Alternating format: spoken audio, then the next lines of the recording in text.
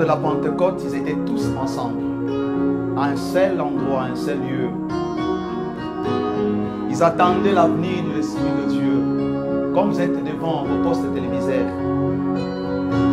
Et la Bible dit, il y avait de l'âme semblable à celui de feu qui se reposèrent sur eux. Il y a quelque chose qui se passe là où tu es, comme tu me regardes. Dieu veut te visiter parce que tu es là devant son sanctuaire. Tu vas recevoir quelque chose qui vient de Dieu. Alléluia.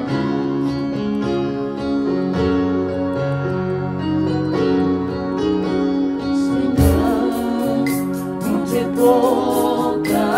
proclamons dans ta toute-puissance et ta sainte majesté. Seigneur, viens auprès de nous et libère l'onction et que ta présence descende. Seigneur, nous te proclamons dans ta toute-puissance et ta sainte majesté. Seigneur, viens auprès de nous et libère l'onction et que ta présence descende. Seigneur, Oh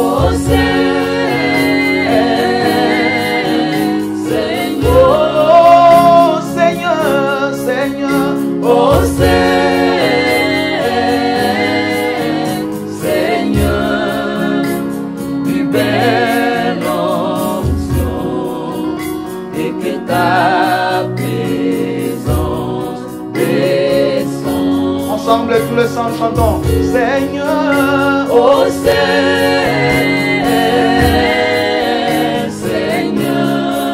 oh Seigneur, oh Seigneur, libère l'onction et que ta présence descende. à toi Seigneur.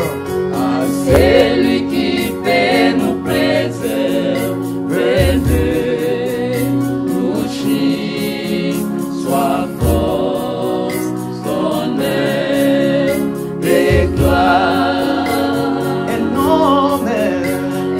Énormes sont levés devant son trône glorieux, l'autel de toutes tes grâces.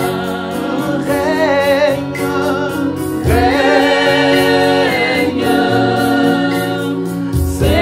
Seigneur Jésus, règne.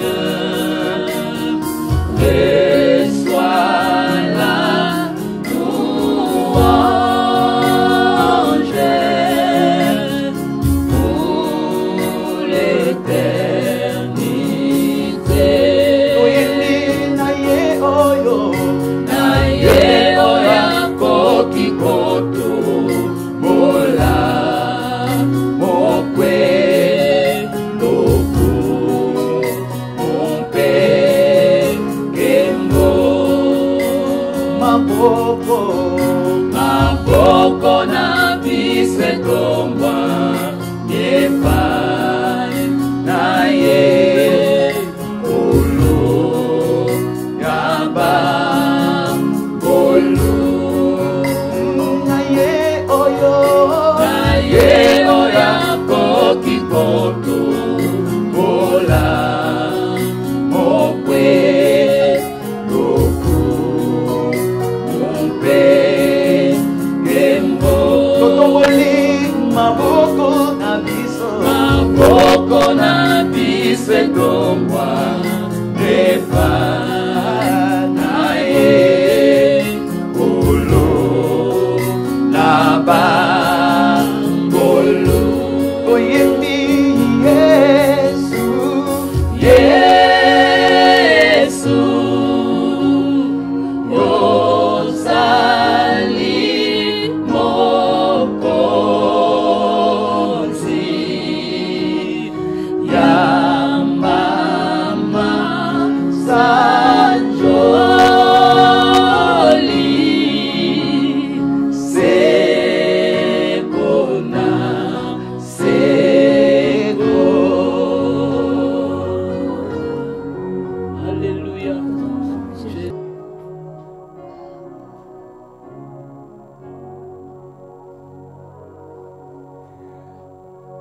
Papa te pambolio pe te tondio nzambe ya ngolu nzambe ya ngoya pe akembo.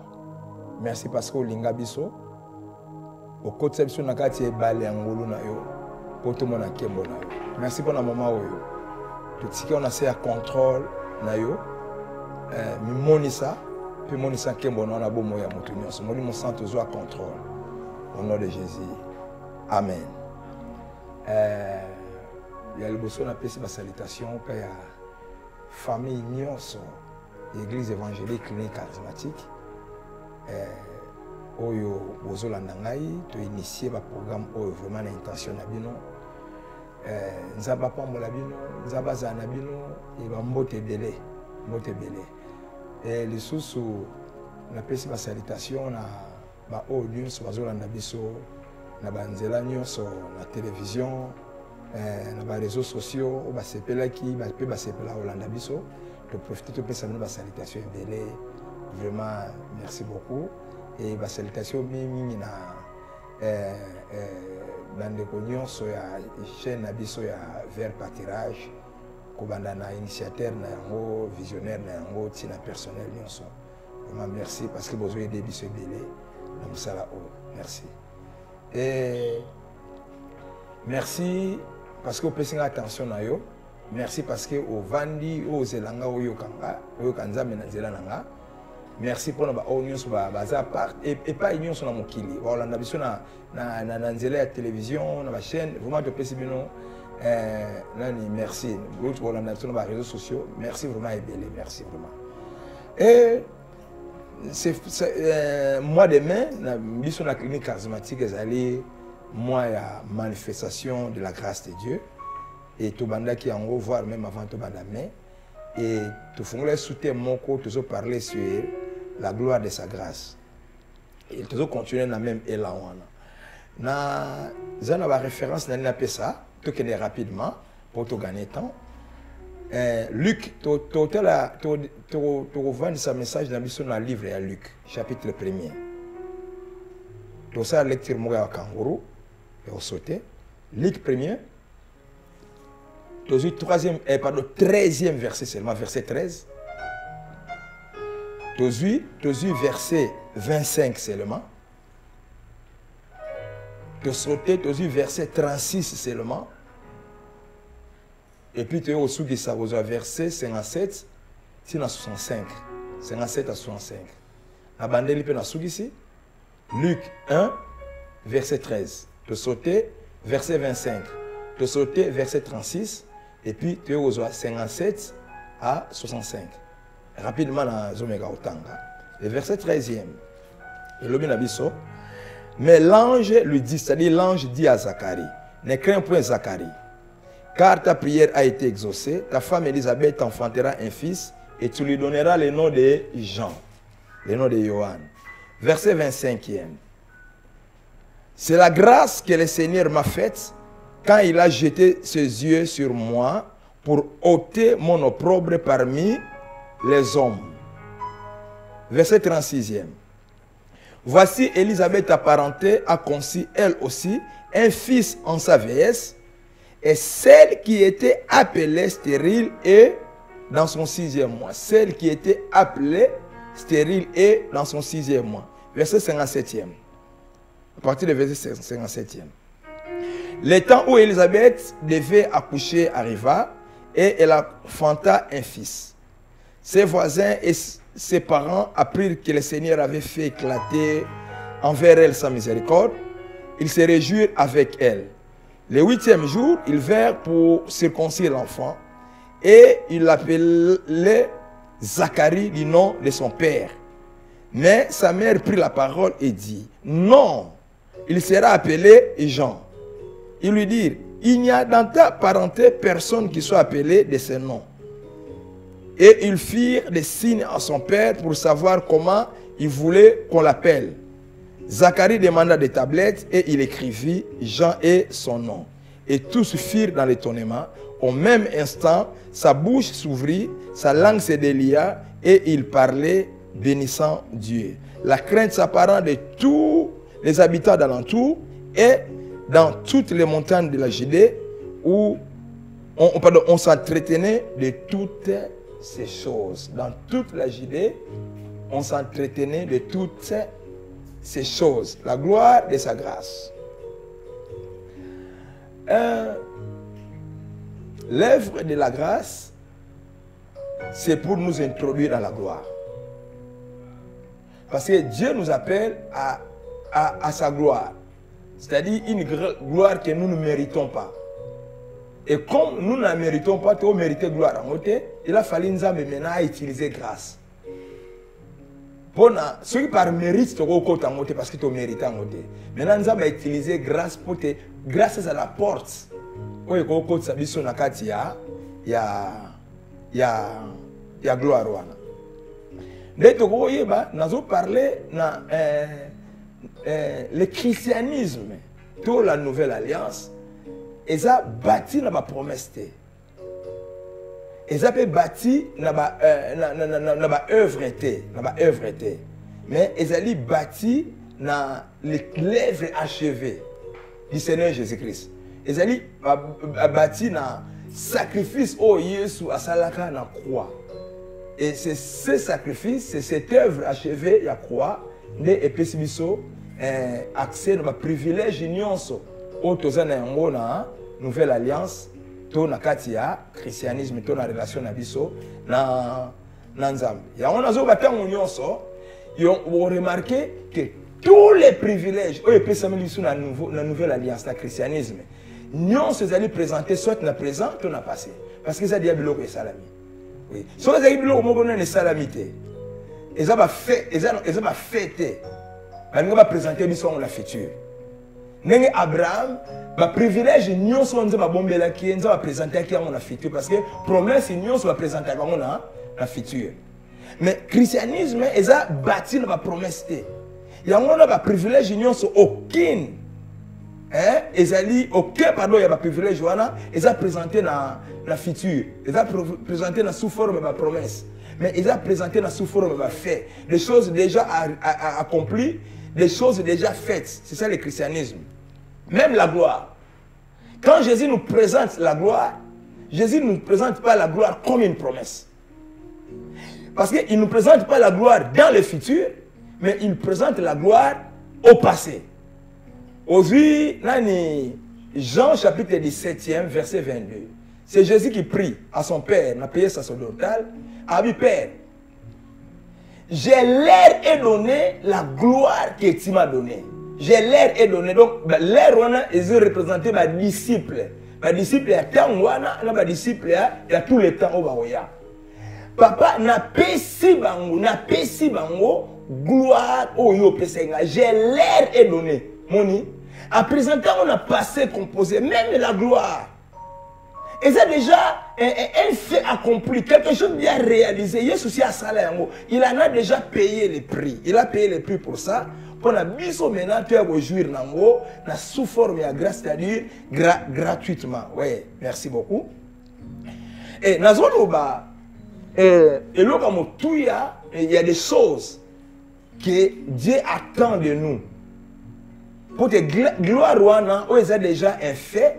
Oui, déjà, ils ont fait accompli, à laquelle Dieu nous appelle, et se manifester. Et la qui trop les gars qui ont la foi. La trop les foi. Et tout le monde la foi est la manifestation de la gloire. Et Jésus a Marie, ne t'ai-je pas dit que si tu crois, tu vas voir la gloire de Dieu. foi ezelo comme nene, nous devons garder la foi et exercer la foi.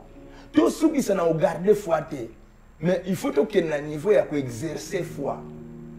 C'est en exerçant la foi que la grâce sera manifestée. Nous devons vraiment exercer la foi. Donc exerçons notre action de grâce, l'action de grâce est continuelle. Au monde en Éphésiens chapitre 5e verset 20. Moni, rendez continuellement grâce à Dieu. Rendez continuellement grâce au Père. Donc, nous devons exprimer notre foi par les actions de grâce. Parce que, makambo ba bengi libiso na yango, eza biloko ego salemaki, eza biloko aussi esalemaki. D'où, ceux qui ont dimé yango, tant que on dimé yango, déjà, tu vas dire que sans que tout le monde ait yango, ton dimé yango, sans que tout le monde ait yango, tout le monde peut s'en dire action de grâce. Et l'action de grâce, Nzambe azomo na foi na biso et maintenant Nzambe aosala ke gloire ou grâce wana ezala manifester. Oui. Et balobi na 1 Thessaloniciens 5:18 babi to rendre grâce et pas à papa parce que yango ndezali volonté na ye. Et c'est-à-dire ezali eloko ya ozela na kati ya nani ya dispensation o. Dispensation toza nango eza dispensation ya action de grâce. Ça, ce qui est le secret au plus attirant dispensation d'action de grâce, c'est parce que dans la dispensation, c'est salement. C'est salement. Et ça, il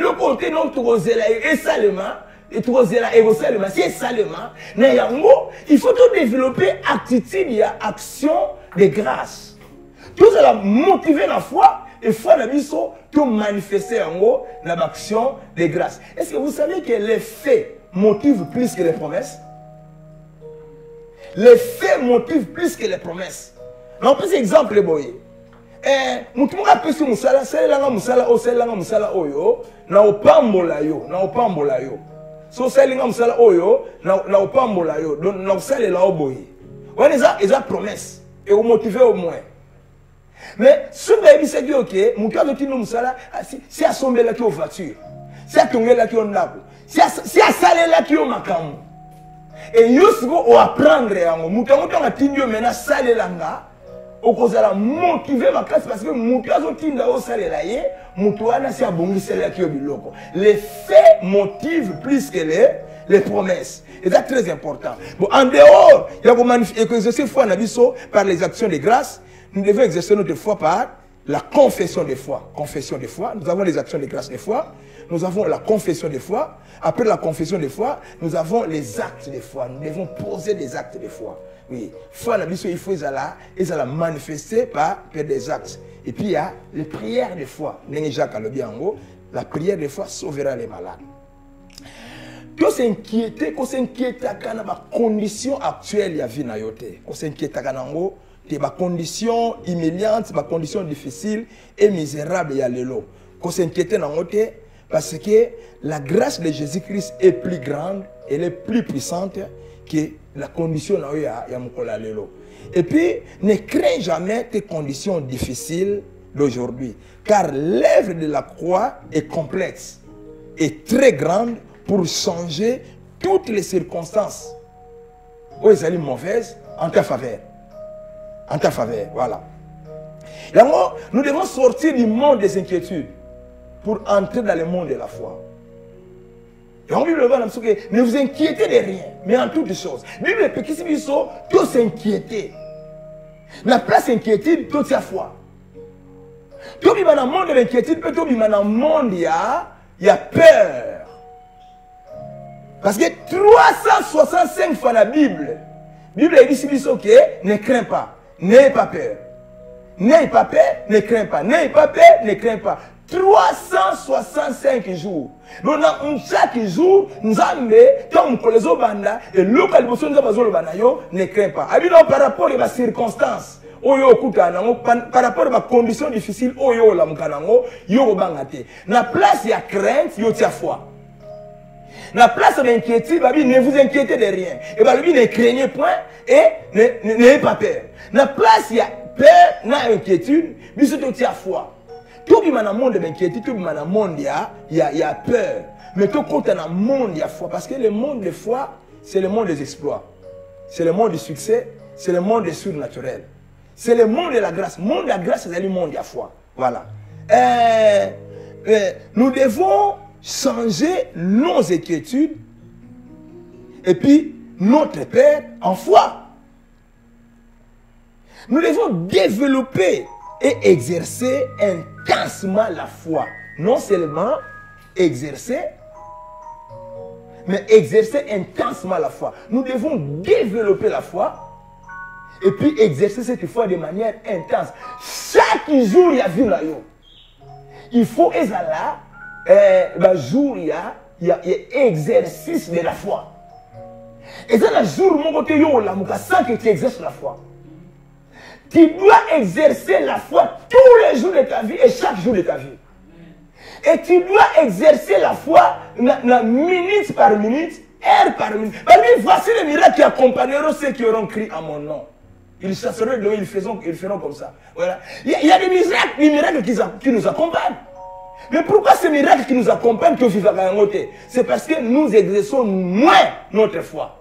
Ces miracles qui nous accompagnent, ceux qui exercent foi et belé, miracles comme un style à vie nabiso, un style naturel. Les œuvres de la foi et comme un style à vie nabiso. Ouais. Alors exercice de la foi fait comme un style à vie nabiso. Pour la grâce paix, manifestation de la grâce paix comme un style à vie nabiso. Nous devons développer la foi. Pour développer la foi par la parole de Dieu. Moi, nous avons fait un malouba nzambe et belé. Moi, nous avons fait un malouba nzambe et belé. Plus que nous tanga malouba nzambe, nous méditer malouba nzambe. Nous avons fait l'étude de malouba nzambe. Nous avons malouba nzambe, c'est plus que foi nous avons se développer. Alléluia. Et surtout, sur la dispensation, on a beau l'Ancien Testament. Parce qu'il y a des choses dans l'Ancien Testament. L'Ancien Testament, de quoi Dieu est capable. Parce que l'Ancien Testament, Dieu a fait beaucoup de choses. Il faut inspirer, il faut développer foi dans la vie. Tout le Nouveau Testament, c'est-à-dire les évangiles et les épîtres. Parce que les évangiles nous parlent de Jésus. Les évangiles nous montrent de quoi Jésus-Christ est capable. Les évangiles nous montrent de quoi Jésus-Christ est capable, tandis que les épîtres nous montrent ce que Jésus a déjà fait pour nous. Alors, nous avons besoin de connaître de quoi Jésus est capable et nous avons besoin de connaître ce que Jésus-Christ a fait pour nous. Et ça, c'est pour développer la foi dans la vie. Mutu ayoka malubanza de moins, a méditer malubanza de moins, mutu na foi na kozala muke. Et tant foi na za muke za développer te, vous allez na façon très limitée à exercer foi na yo. Et quand il y a une façon très limitée à exercer foi na yo, il y aura aussi une façon très limitée à manifestation à grâce à Nzambe Nicolas Final. Plus que foi na yo se développer, plus que vous avez exercé en gros de manière intense, c'est plus que la grâce de Dieu se manifeste. Et quand la grâce de Dieu se manifeste, automatiquement, la gloire de Dieu se manifeste. Parce que la gloire que nous avons dans la nouvelle alliance, dans le christianisme, cette gloire s'appelle la gloire de sa grâce. Merci beaucoup. Et le long, on a toujours dans la manifestation de la grâce en Nzambe. On a parlé trop de la foi, on a embrassé le balai. C'est l'amour pour Dieu. Éphésiens chapitre 24e, verset, pardon, Éphésiens chapitre 6e, verset 24. C'est-à-dire les derniers versets, il y a le livre, il y a Éphésiens. Éphésiens 6, 24. Que la grâce soit avec tous ceux qui aiment notre Seigneur Jésus-Christ, d'un amour inaltérable. Ngolu ezala. Naba oyo nyonso balingaka balongisi na likamba ondimela bakomi na likamba olinga ngolu ezala naba oyo nyonso balingaka kolo na biso Yesu Kristo na bolingo moko inaltérable, c'est-à-dire bolingo moko oyo esilaka te, bolingo moko oyo ebongwanaka te, bolingo moko oyo echangeaka te, bolingo moko oyo ekufaka te, bolingo oyo etikala ya libela, bolingo oyo ezali na alternation te. Ezana batour te lelo na lingi lo na tikite o bolingo moko ya kolinga Christ mikoniso babi grâce ezala et pa ba o nyonso balingaka kolo na biso Yesu Kristo na amour moko inaltérable. Oui. La grâce se manifeste là où Dieu est aimé. Là où Christ est aimé. Pourquoi? Parce que grâce ezali kaka l'expression de l'amour de Dieu. Nicolas Viamonte. Si quelqu'un ne t'aime pas, il ne te fera jamais grâce. Christ nous a fait grâce parce qu'il nous a aimés. Et le Père, Dieu nous a fait grâce parce qu'il nous a aimés. Alors, le Kola Lingi Bisso a exprimé Bolingoni envers Bisso en nous faisant grâce. Nous aussi, à notre tour, il faut manifester Bolingoni envers lui. Pour manifester Bolingoni envers lui, et au sein que grâce au Lingela Bisso, grâce wana, et se manifester, et voire même la manifestation en grâce wana et se multiplier. Voilà. Et se manifester de manière abondante et de manière pleine la katia ya ba vie na biso. Il faut que linga nzambe to pesa ma preuve, to pesa nzambe ba preuve. Ozo la saketo linga yi. Première preuve ozo la saketo mutalingi nzambe, c'est quelqu'un quand quelqu'un obéit à Dieu. Il se lui soki bolingi nga bo garder ba commandement na ngai. Et il se lui oya lingi nga a garder ba commandement na ngai, c'est-à-dire à obéir à ma commandement na ngai. Tu ne peux pas dire que tu aimes Dieu, tu aimes Jésus sans garder ses commandements, sans obéir à sa parole. Aimer Dieu, c'est obéir à ses commandements, obéir à sa parole. Oui. Ce qui te l'a la grâce va couler. La grâce va se manifester. Pleinement, la grâce se manifestera ma kasi et sika nzambe et sika ba lingi nzambe. À part l'obéissance, deuxième chose, preuve aux l'accès que non, ngai na yo to lingi nzambe, c'est notre façon de nous sacrifier pour Dieu. De nous sacrifier pour Dieu. Quand on aime, on se sacrifie. Si on lingi nzambe, hein, le que belé que oh na au Seigneur le sel nzambe, parce que ba tinga yo la moté. Moni, amour oyo to lingi nzambe ne e ko engendrer sacrifice na kati ya bomo na biso. Omoni et nyonso to osala na nouvelle alliance, il faut la motiver dans deux choses. Soit par la foi, mais par l'amour envers Dieu. Voilà. Nazo sale la nzambe, c'est parce que nazo ndimelaye que yesi apangola ngai. Et nazo sale la nzambe, non sale ba sacrifice pour la nzambe, c'est parce que na linga ngai. Et le cognos ils allaient motiver la foi, ils allaient motiver l'amour envers Dieu, hein? Yango nzamba créa. Yango nzamba créa. Et babi ngolu espesamela, c'est-à-dire ngolu e monisama. Et puis, on va aller Jésus Christ, na bolingo moko ya libela bolingo moko ya mobimba. Un autre signe, que tolinga nzambe, c'est l'amour que nous manifestons envers nos prochains. Au col bâti que olinga nzambe, mais tandis que vous avez non, non. Quiconque n'aime pas les autres, automatiquement tu comprends qu'il n'aime pas Dieu. Parce que il est l'image de Dieu. Avec ressemblance à Nzambe. Nzambe toko moni na misu te. Nzambe toko moni au travers ba ndeko o bisu toza na bango, o toza na bango. Il s'appelle si parabole moko. Alobi mukolo suka bo mukolo na bo yebisa ngai ke non. Ozala nani nazalaka malade. Boyaka otala ngai te. Nazalaka na nzala bolesa ngai te. Nazalaka bilamba boletsa ngai te. Boba mukolo nini oyo zalaka bilamba? Ozalaka malade, ozalaka na prison, tu as otala ote to lesaka ote to latsaka ote.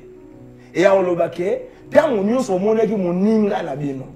Ndeko na o chrétien, moninga na ndeko na yo, na azangi lamba, opesa ki ete, ezaki nde ngai ndo pimela ke lamba. Azalaki malade ko na otala ete, ezali ngai ndo ko na otala ngai ete. Donc Jésus awa azali ko se représenter par les autres, par nos prochains, par notre prochain. Oui. Abi, quand nous sommes salés qui ont fait bandeko, c'est que vous salez comme pas nangai. Oui, oui. Non, ah, c'est une relation que merci parce que nous avons malade de côté la ngai. Nous avons dans l'hôpital c'est ngabilo kaolia. Nous avons na prison oyo visiter ngai. C'est comme abi beaucoup kama que kolo mukoni yo zaka na prison, mukoni yo zaka na nzala. Abi oui oui. Quand mo pesa ka bile ya kolia et puis ya moko ya bandeko oyo ezande pa ina ngai. Quand ndi boyaka otala moko ya bandeko oyo ezande ngai ndi bomnego ya otala. L'amour du prochain. Tu dois traverser un moment très difficile. Il y a des gens qui vont passer la journée entière sans manger. Il y a des familles qui vont passer la journée sans manger. Ça, c'est soucier des autres. On est amoureux. Quand on aime Dieu, on doit se soucier des autres. Quand on a et autour de toi, nana leke, autour de toi, nana zane la mate, autour de toi, nana zane la classe. Yo c'est quoi le même acte d'amour, aide d'amour, et puis quand tu le fais aux gens, tu le fais aux hommes, et tu le fais à Jésus, tu le fais à Dieu. Et et automatiquement, la grâce va se manifester. Oui.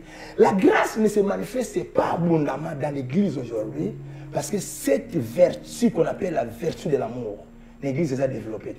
L'église est comme l'église à chacun pour soi. L'église est comme l'église à égoïsme. Au contraire, on a changé la matière, la maman a comme si j'ai la moquerie na biso. Oui, oui. Aïe na quatre églises, lumba sola ma peka, tu es parfait. A comme le logo, mais soit tu es parfait, soit elle est parfait, you tu es parfait. Soit changer la matière, you changer la micro, changer mon par la seconde. Mais comment tu vas le passer? C'est de cette manière, en aimant Dieu, en manifestant cet amour, par aimer les autres, de grâce à Nzambe et Gozala, manifester le monde saura que vous êtes mes disciples si vous vous aimez les uns les autres. Amour. Amour. Et si on a poussé à part amour pour Dieu, nous avons l'humilité. L'humilité déclenche la grâce.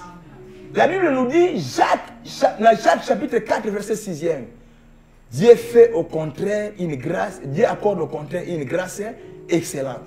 Et selon qu'il est écrit, il résiste aux orgueilleux et il fait grâce aux humbles. La grâce se manifeste là où il y a l'humilité. Tout développer vertu où il y a l'humilité, nous allons voir la grâce de Dieu. Nous allons vivre la grâce de Dieu. Et c'est comme ça. Comme ça. Orgueil fou karaté. Orgueil ne m'a jamais la gloire, orgueil ne m'a la ruine. Tandis que grâce ne manifestera, humilité manifestera grâce, et grâce ne introduira dans la gloire. Oui. Plus que nous avons tombé, plus que faut quitter ça. Plus que nous avons salé là, plus que nous avons plus que nous avons pambo là, à manifester grâce dans la vie là, plus que yo au faut quitter ça. Et plus que vous quitter ça, plus que grâce à nous et qu'on multiplier, puis qu'on se rabonner, et qu'on la vie là, l'humilité. Liboso parent na yo, liboso pasteur na yo, liboso ba aîné, liboso ba tout ba banda ministère avant yo, liboso ba père spirituel na biso, liboso ba oignon, liboso patron na yo, liboso mobali na yo, liboso ba parent na yo, liboso manifeste l'humilité. Et l'humilité au sein que la grâce se manifeste, et manifestation de la grâce, on dit que quoi puisse avoir accès dans la gloire que Jésus-Christ a déjà préparée pour nous, a déjà achevé nakati yaba. L'œuvre de la grâce, c'est changer l'impossibilité et l'opprobre à la gloire. Moussala la grâce, il faut changer l'impossibilité et l'opprobre à la gloire. Tout un texte où on va parler de naissance de Jean-Baptiste, c'est-à-dire à conception, il y a Élisabeth et accouchement, il y a Jean-Baptiste, on parlait de Nabiso. Et na âge oyo, Zacharie et Elisabeth babota. Na âge oyo, Elisabeth a zoazemi. Couple oyo, comme qui na crépuscule ya vie na ba, on a presque na fait ya vie na ba. Biologiquement parlant, médecinement parlant, hein? Médicalement, médecinement, biologiquement, physiquement, scientifiquement parlant, bateau va sauter. La capacité humaine ou physique à il a fallu une chose spéciale à intervenir. Il a fallu que la grâce intervienne. Il y a un Nzambe, Abimeli Zacharie, avec un temple. Alors, comment on a prière nous exaucée. Moi, si nayo, verset 13e, il y a chapitre 1. Moi, si nayo, comme on a zemi. Moi, si nayo, a zemi. Et moi, si nayo, a obota, moi, na mobali. Moi, na mobali, c'est comme Jean. Moi, je ne sais pas comme les Hébreux, moi, je ne sais pas comme les Yohan. Merci beaucoup. C'est la grâce qui est intervenue ici. Yohan, que Jean signifie don, faveur, grâce. Amen. Jean est français. Et outi na hébreu Yohan. Et Yohan est l'ingoloba don, faveur et grâce. Donc quand nous avons dit que moi si nous comme na zemi, a obota moi na comme na Yohan, et l'ingoloba que moi na comme na grâce. Donc moi na wana ezali ka nganza na sali bino grâce. Na ba calcul na bino, na ba calcul ya batu. Na calcul ya science, na calcul ya biologie, na calcul na éviter ya bopito na banini, bino boko su bobota te. Il fallait faire intervenir et le groupe changera impossibilité la possibilité. Il a fallu faire intervenir grâce. Moi, on a comme on a grâce. Et bien aimé, quand Elisabeth a vu Zénuana, elle a s'enfermé pendant 6 mois. Voilà, tu comme le verset 25e. Quand on s'enfermait pendant 6 mois, c'est la grâce que le Seigneur m'a faite. Quand il a jeté ses yeux sur sa servante, en fait, doté mon opprobre, en fait, allons la soni nangai, na misu ya batu, voilà. Moussala ya grâce, ezali, et bimisa yo opprobre. Et bimisa yo la situation où et mémé la yo soni na misu ya batu. Il y a moins de moussala ya grâce. Vous savez, il y a des situations où il y a de ma vie na biso. Hein? Et ça, la situation où il y a la biso na soni. Tout à l'heure, moi, si Oyo, AGTI, a commis à 40 à 45 ans, les qui a quartier, les qui a famille, au bazar, 25 ans, 23 ans, il y a la raté. Et moi, je suis vivre ce qu'on appelle le problème. Moi, je suis à AGTI, moi, je suis à Botakate. Nengi Elisabeth Nazakari, ça c'est le problème. Il n'y a que la grâce, il n'y a pas comme nous sommes le problème. Il n'y a que la grâce. Et ça, la grâce, c'est difficile, les commissions facile, c'est impossible, les commissions possible. Et ça, la grâce, nous devons changer au propre et à mon tour. La gloire. Et qu'on n'y jamais que au coup, la sonne. Ce qui m'a cassé, non, au ministère, on a sonité. Dieu fera intervenir quelque chose de spécial. Et au ministère, on a sonné. Et le quoi est spécial, nous allons faire intervenir pour nous, c'est la grâce. Amen. Et en Jésus-Christ, la grâce est déjà sur toi. Amen. Au cas où la postérité nous a bâti de la haute grâce. La grâce est déjà en toi, la grâce est déjà sur toi. Amen. Et le quoi la grâce, c'est ça, balingate. Grâce au ministère, on a propre. Grâce au ministère, on a sonné. On va couvrir la situation, on n'atteint jamais. Le gars, il se couvre la croix. Le gars, il se couvre la croix pour la yo. A soba qui a pour la yo vivre gloire. Et ça est pratiquement impossible pour faire son yoana. Nous allons changer son yoana na gloire. Et grâce à changer son yoana na gloire. Bien aimé, quand une personne est dans une situation difficile ou critique, il y a des chambres. Oyo entourage nabiso et tonga rapport nabiso. Des chambres. Au entourage de et conditionne la carte chambre et confie la carte chambre. Quand quelqu'un traverse des situations difficiles et des situations critiques, au bas nous sommes que non c'est fini. Notre situation Elisabeth Nazakari, n'est-ce pas? Et elle est critique, et elle est difficile. Na âge va toi comment dire on va bien, c'est pas ça la monga nzambe, ma que le monga d'église. Hein? Ce côté robot en tout cas batika na bango. So bazana moyen qui ne va adopter moi na mongo bazo moi na mongo na balabala ba adopter. Mais côté robot ça c'est critique. Ça c'est le problème, ça c'est difficile. Et je tendre même comme impossible. Alors, il y a maintenant quand tu traverses de telles situations, tu fais face à de telles conditions, entourage na yo otonga deux chambres pour na yo. La première chambre tu veux une chambre il y a impossibilité ou bien chambre il y a opprobre. Au langage mon entourage na yo babi il pena côté goba la pena tout le monde le sili côté gobo te sili quand les gens disent ça et linko le baké batio na chambre impossibilité et linko le na bango yo bota so eza impossible bota eza impossible bala c'est impossible aux guérison, c'est impossible aux bolamu, c'est impossible aux gloire et anzam. Bâtir la carte. Oh, la chambre est impossibilité, il y a un bien la chambre propre.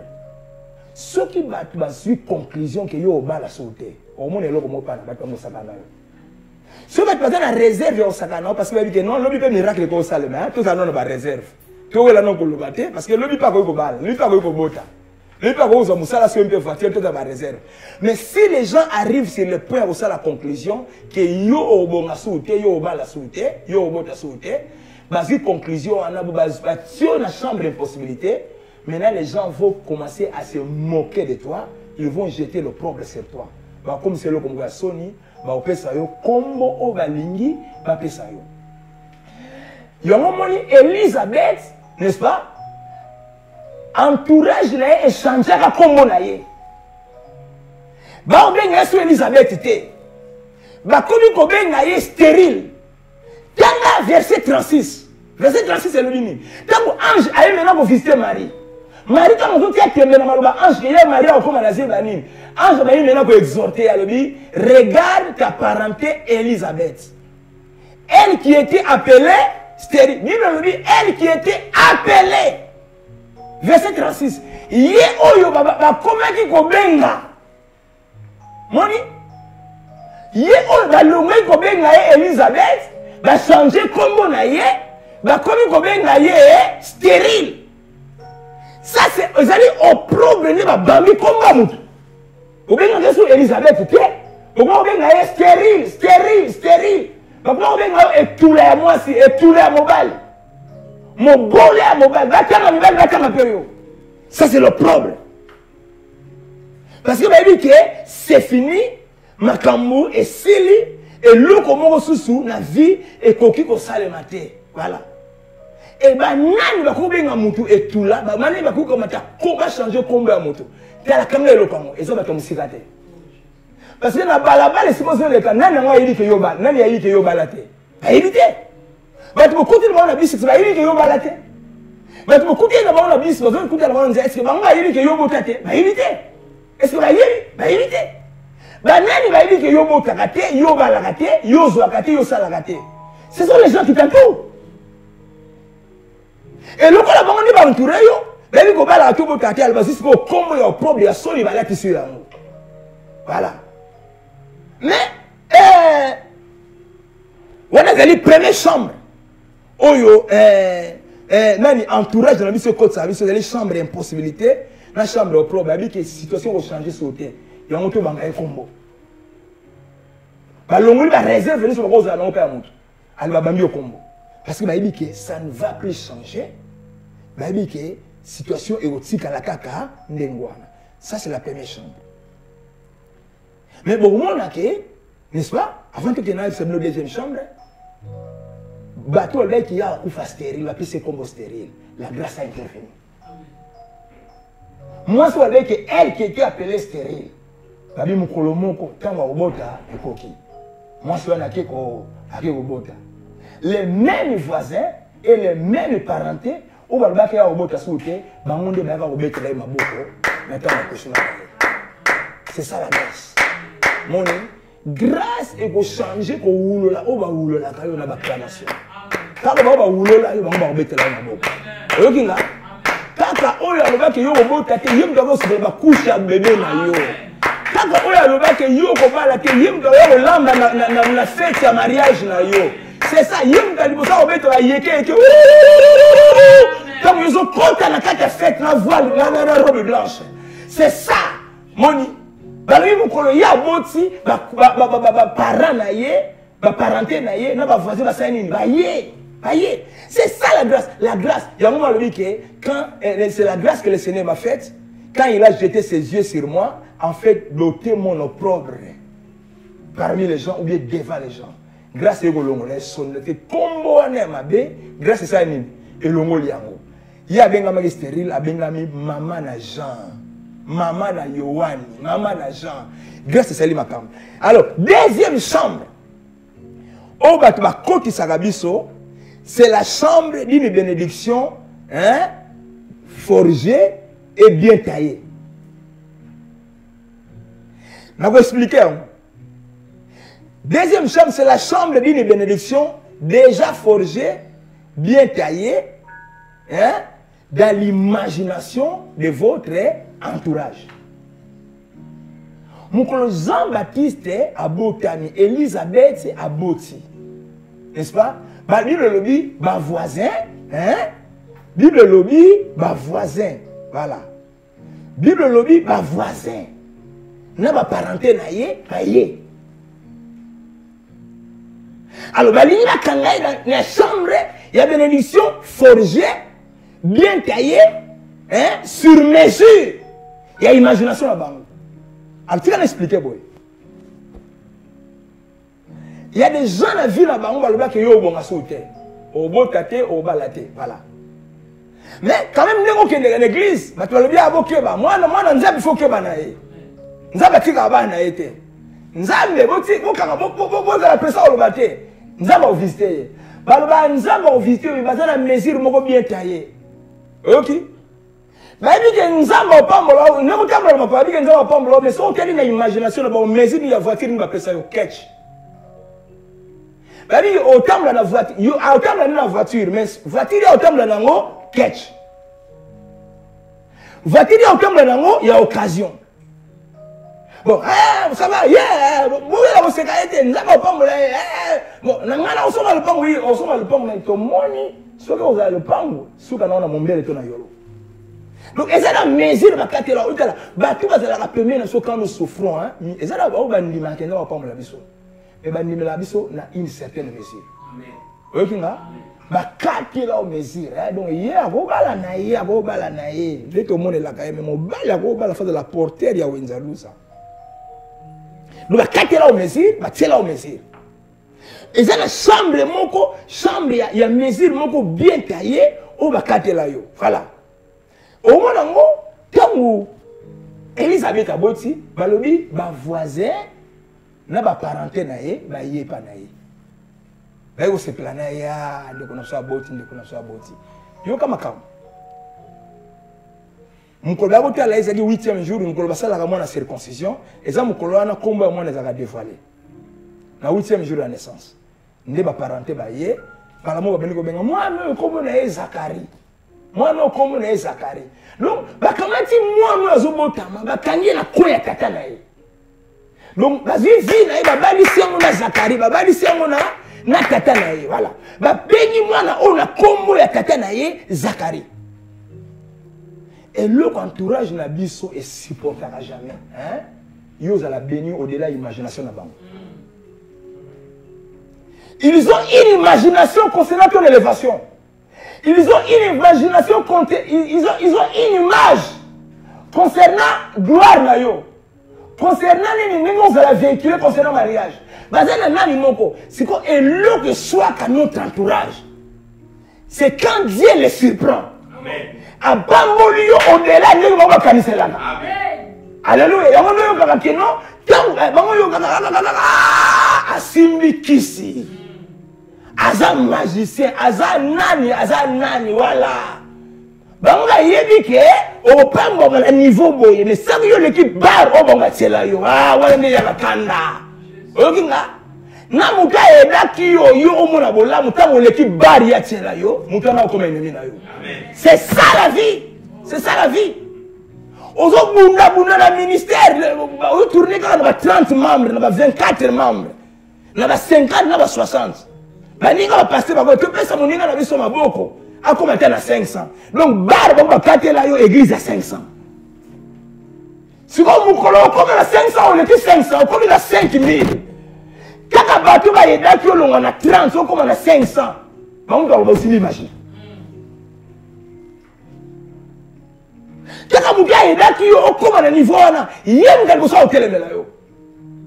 Mongo ba dit que yo ko bozwa monga su ko mona nango et ça va $100 ba $200 scandale ko zala mko ba mona aussi ba $10,000 ba $100,000 ça devient un problème. Donc il y a une limite aux familles ba nani ba iba pesa komba Zakari ba comme sikate ba passanté ba la ba voisin na ba parenté. Ce sont les voisins et les parentés de ba ya ki ba bi mona ko mona ye Zakari. Donc, ceux qui savent vie à moi, on a un niveau où tata n'est pas qui là.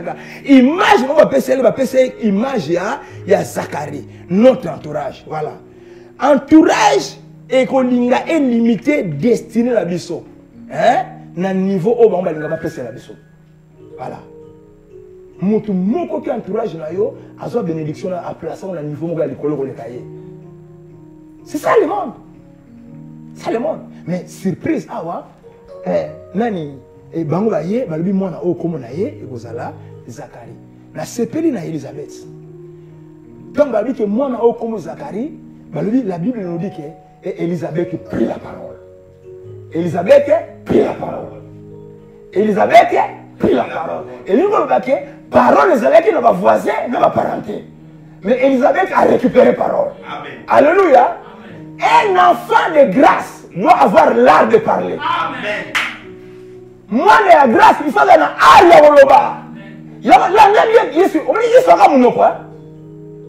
Jésus savait parler. Je suis le pain de vie. Je suis la lumière du monde. Je suis ceci, je suis la résurrection, je suis la vie. Je suis. Ce n'est pas l'orgueil, c'est la foi.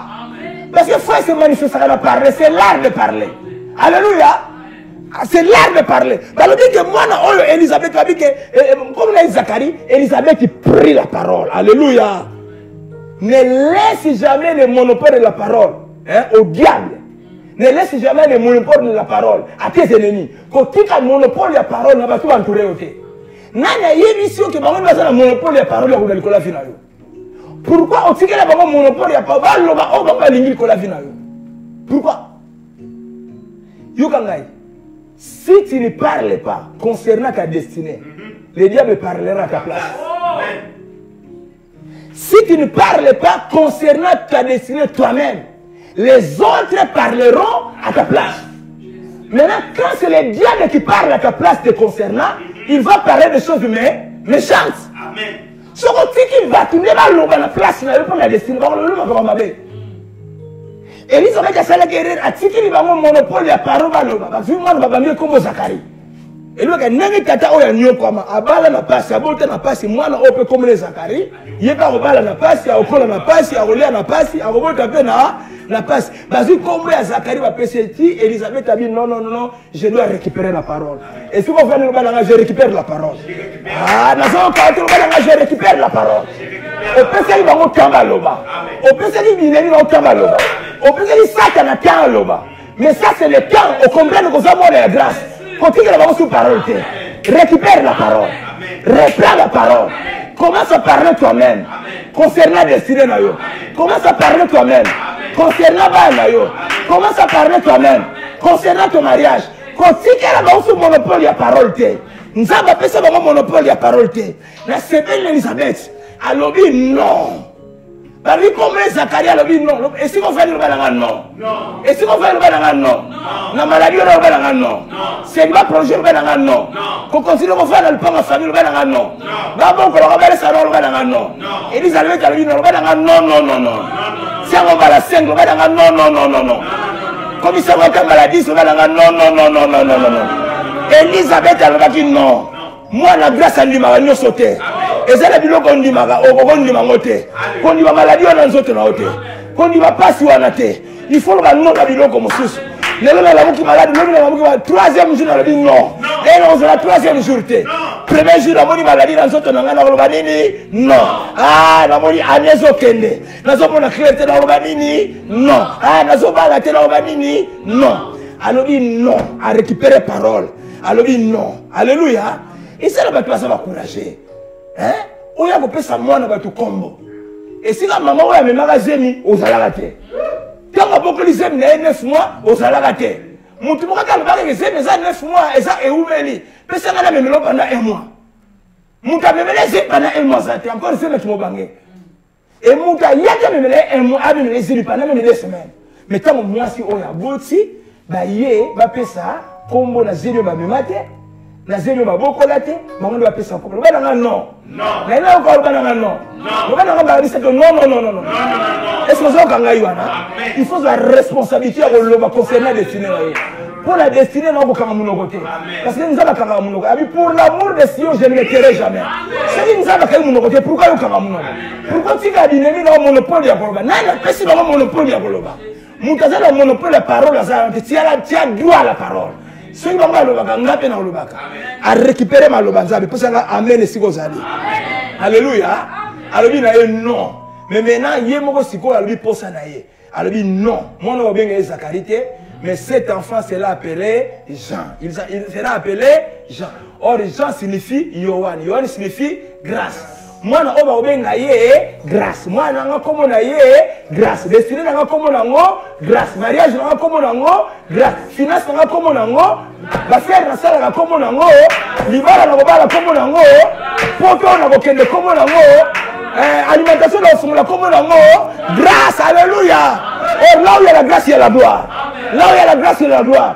Ce qu'on peut vivre comme grâce. Il y a une salutation à la mangue. Tu dis comment ça va? Grâce et grâce. À casa de l'eau qu'on a profité, grâce et grâce. On a découvert, partout dans l'aéroport, si on a dit bonjour. Comment ça va? Grâce et grâce. Ah, on comprend ce qu'il y a. Et c'est de cette manière que gloire vous allez manifester. On ne va jamais et l'eau comme a bien la vie. Abi moi, on comme les Zacharie. Moi, on a la chambre à Zacharie. Moi, on a la chambre à Zacharie. Il y a une chambre comme les Zacharie. Il y a une chambre comme les gens. Boni c'est un niveau où papa et l'eau comme a bien la vie à vie ce qui se fait dans le niveau papa il faut le papa il faut le maman il faut le papa qui ce qui le papa c'est on récite la vie c'est on échoué. Alléluia. Si papa va soulever sa vie dans mon bébé, il faut que sa vie dans la gomme. C'est amen quoi? C'est amen bien. Si papa n'a soulevé sa vie dans la yolo, il faut soulever sa yoloté. Il faut que la plus que papa n'a eu. C'est amen wana. Après si combo, alobi ngaite, mon père moi n'a combo janté. Et ngana zone dimela. Oh Yesu sala pour ngana koloso. Ngana zone dima oh Bible loba. Alléluia. C'est ça. Et ben alobi na ye, na famille na yo. La parenté na yo, mutu kombo Jean azalagate. Yo ningo nyo pesa mwana o kombo Jean. Biso ko nyo pesa kombo Jean, soki na famille na bino Jean azalagate. Bango to alingi avant yo osomba voiture, c'est que la famille na ba somba voiture. Ngai famille na ba somba voiture, ba somba kenga na somba ngo. Alléluia. Nga na somba voiture wana. Soki na famille na ngai, soki na famille o Jean azalagate, mwana libosa benga maka Jean ezalaka Jean Baptiste. Ngabe la linga loba mwana famille na yo. Moutalibo, ça va le local, c'est toi. Si la famille est salée, yo salam Moutaliboso. Je libère la grâce sur toi. Oh papa na salate yo salango. Oh maman na salate yo salango. Oh ba yari na salate yo salango. Oh ba noko ba koko ba salate yo salango. Oh ba tata bosi ba maman na salate salango. Si la dit donc na famille on a la salango ba ngam Moutaliboso na salango. C'est ça amen wana. Yo Moutaliboso ko fa na gombe. Yo Moutaliboso ko tomela papa na yo ndaku. Yo na kaba malamu na famille so que ça la raté ko ba le pas na yo. Na lui donc c'est bandi. Kana nelo bo c'est bandi. Banako minga c'est bandi. Banako ya maman compagnie c'est bandi. Eh salé matin la famille na bino e bandi pas na yo. C'est ça amen to kende. C'est ça la grâce. C'est ça la grâce. Moi na nzabe la kangaka na ko mogote. Moi na nzabe za multifacette. Oyoki ngai yo za moi la grâce. Bako kango na ko mogote. Oza na face belé. Bako zele côté Zacharie ya bimi côté Jean. C'est ça amen wana. Et ça lokola Joseph. Et ça lokola Joseph. Azalaka na baninga na prison. Baninga na bayibi kaza interprète en songe. Ya moto moninga na azobima ayibise ke non kanisa ngesiko ke lobela na tina Pharaon. Ndeko pa kende sika ke na bosa na ye. Mais nzaba seli ke Pharaon lo tandoto. Et à l'outil on doit interpréter ndoto wana mutu ana sana ndoto, mutu interpréter ndoto asate. Landa likambo o. Ndeko abeki liswe pe Pharaon na yebi moninga na ngamoka za na prison. Il y a un spécialiste qui limbola bandoto. Bengela nga muninga ba ko bimisa Joseph na boloko a côté na cour royale comme celui qui interprète les songes. Alors muninga na bino aza muninga na prison na aider na aider abima na prison a interpréter bandoto pour na Pharaon a engagé comme interprète de songes. Donc na imagination ya voisin ne pas soka bini na prison a interprété notre va engagé comme interprète de songes. Nous avons évité que Joseph fasse moi la grâce. Alléluia. Azana va face belé. Joseph a eu la cour royale. babi ndoto yango yo limbola yango abimisi face na ya liboso a interpréter ndoto croyez que bosuka na première face Jésus soit abimisi deuxième face na ye azali mutu azali na stratégie ya gérer économie ya mboka alors bitala na pendant matin en crise to gérer mboka boye na boye to luka mutu mboka mayele ye abombaka un quart ya récolte ne tangu nzale kobanda yende awimisa biloko wana mboka ekobika alongwe na face ko interpréter bandoto akena face ya kopesa stratégie ya kopesa méthode oyo ko gérer économie ya mboka azalaka interpréter de songe te azali pe gestionnaire pe organisateur économie ya mboka yango pharaon le dit mais mutango yo pour la sito luka to luka mutango su wapi mutango za yo kokanda lelo yo ndo comme gestionnaire ya mboka premier ministre ya mboka bazedaki ya comme interprète ya songe ya pharaon akomi mokonzi ya mboka tala vile yo ko surprendre batendele bako zela ko suka bonzamba okomisa obo pesanga amena liboso pesanga amena liboso pesanga amena liboso pesanga amena mibale esika bakangela ko suka wana te ok ne plus ko le kawana et quand on va zobote ma papa ne alobaka te papa ne za baba balobi ke comme ne Zakari papa zolo de l'autre côté papa osala ga ba signe soki na problème na onza bazolo bateli ngo bateke nzamba za incapable le silence de Dieu n'est pas l'incapacité de Dieu le silence de Dieu n'est pas l'absence de Dieu alléluia alléluia alléluia Dieu parle tantôt d'une manière tantôt d'une autre soki on vient nzamba garder silence c'est que la façon monsieur Goloba au lieu Zakari abana Goloba Zakari abana Goloba te Zakari parlait par des signes si Dieu ne te parle pas par ta voix par sa voix c'est qu'il veut te parler par des signes et des prodiges que ça va amen wana que ça va amen wana sans quand tu retraites nzamba lobi te ko banga te aboy ko répondre na maloba alinga répondre na miracle na signe na prodige que ça va amen wana que ça va amen wana que ça va amen wana que ça va amen wana.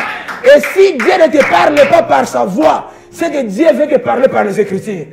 Zacharie a besoin de l'obate. Ababito tout na papa ya mwana kati na biso likambo. Mwana to kobenga enani. Zacharie abibo lokala munoko na boye koloba na munoko. Na koloba na Écriture. Boye la tablette.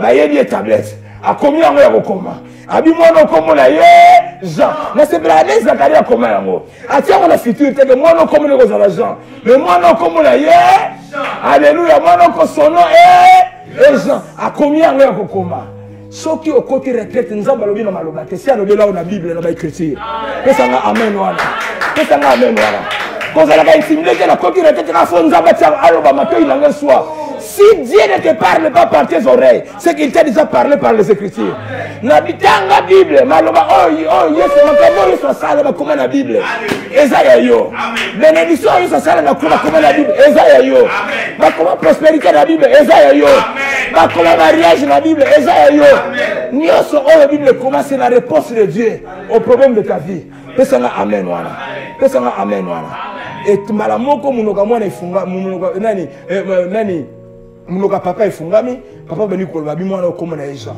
balobi bien aimé ezalaki eloka okama pa batu nyonso et partout na ba montagne ya Judée lisolo musu ezalaki te balobaka lisolo ya naissance ya mwana oyo lelo balobaka eloko te mpo na yo mais yo kanga ekala mingi te RDC mobimba balobaka lisolo ya lisolo ya mariage na yo lisolo ya élévation na yo lisolo ya entreprise na yo lisolo ya voiture osombi lisolo ya ndako oyo tombi que mon Dieu te bénisse que mon Dieu te bénisse et que mon Dieu te bénisse. Au nom de Jésus, amen et amen. Alléluia. Alléluia. Alléluia. Alléluia. Alléluia. Nani nasambla pona yo. Nani nasambla pona yo. Yo yamba yesu sala RRT. Yo nano yambi yesu te soko yambi yesu lelo sala RRT. La petite occasion na yamba Jésus. Et reçois Jésus. Je t'offre cette occasion. C'est le ciel qui t'offre cette occasion. Tu vas disqualifier. Tu vas dans la chambre de la bande de Bambalikela. Habite fois, c'est fini. Si tu le rôles, mais la diable, comme la machette, moi, la couloir, la famille n'a pas de 4. Il y a 3 personnes. Mais nous avons 3 personnes. Quand on a fait ce qu'on a dit, il y a des choses qui sont vous avez décidé. Le Seigneur Jésus-Christ. Je suis au Seigneur Jésus-Christ. Je suis au je ne suis pas là.